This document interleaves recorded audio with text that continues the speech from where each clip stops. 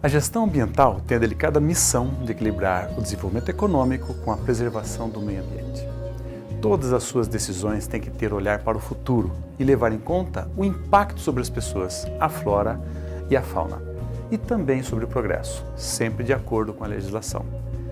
Nesse cenário com tantas variáveis para considerar, como conduzir um processo decisório?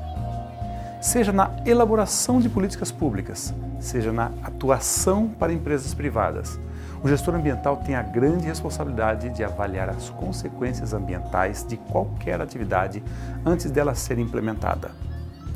Para isso tem que prever e antecipar, planejar, conhecer os regulamentos ambientais, enfim, dominar um conjunto de informações que vão ajudar a tomar as melhores decisões. A tarefa é complexa, mas não é impossível, desde que você tenha as ferramentas certas.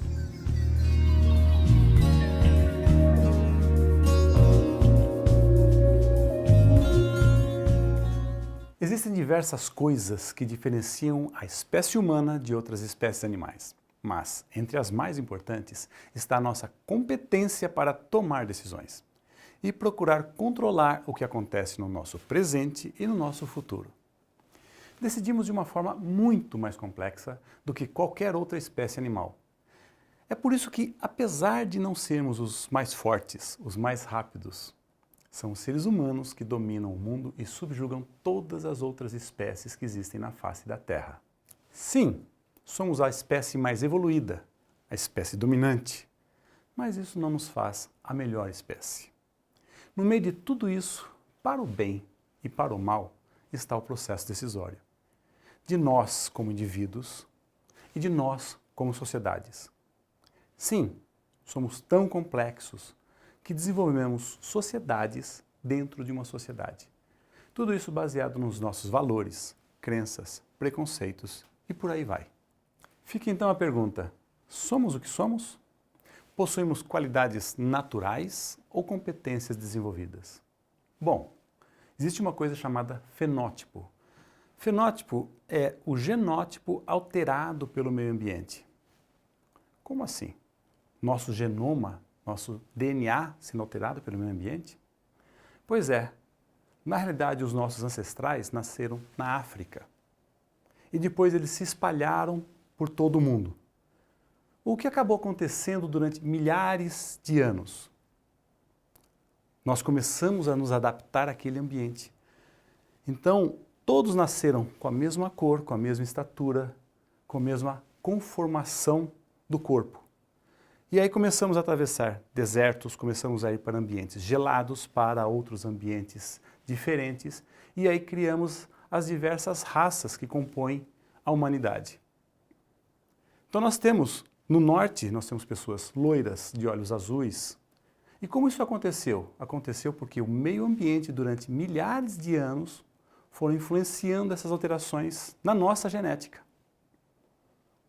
Isso é uma coisa muito importante para compreender que o meio ambiente afeta a genética. Será que ele afeta também o nosso comportamento social e pessoal? Mas como o meio nos influencia?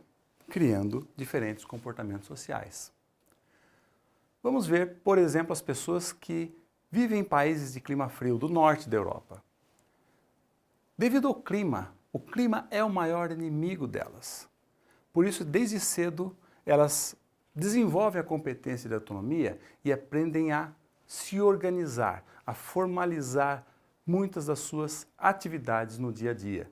Porque elas precisam saber a hora de arar, a hora de plantar, a hora de colher, a hora de armazenar. E quando passa esse período de plantio, eles se tornam caçadores. Isso desenvolve uma característica de organização muito forte nesses países. Já os povos que vivem em climas tropicais já têm um outro comportamento social e que acaba influenciando o comportamento individual. Porque o maior inimigo não é o clima.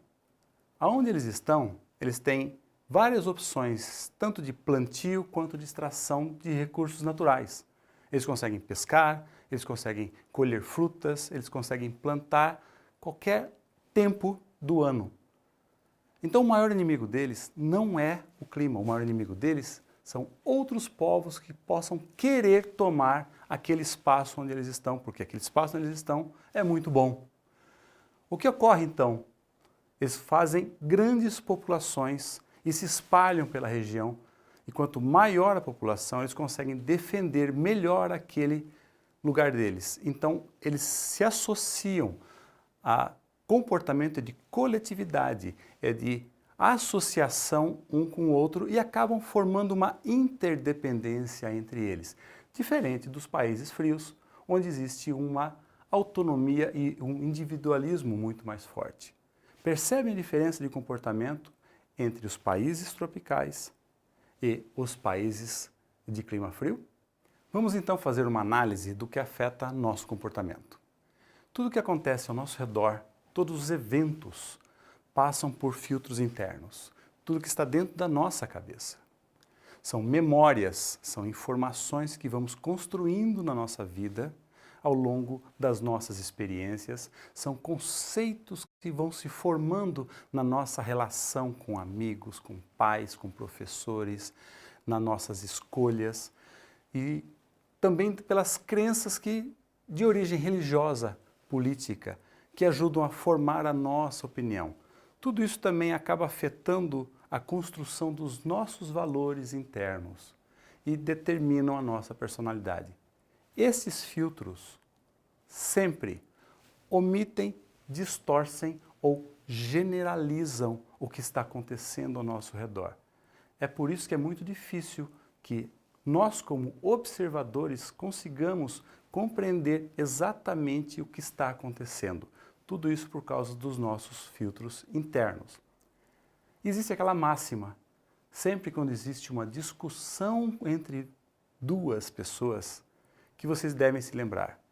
Existe a minha verdade, a verdade do outro e a verdade verdadeira, que nunca vai ser atingida por nenhum de nós, porque cada um de nós tem os nossos filtros internos.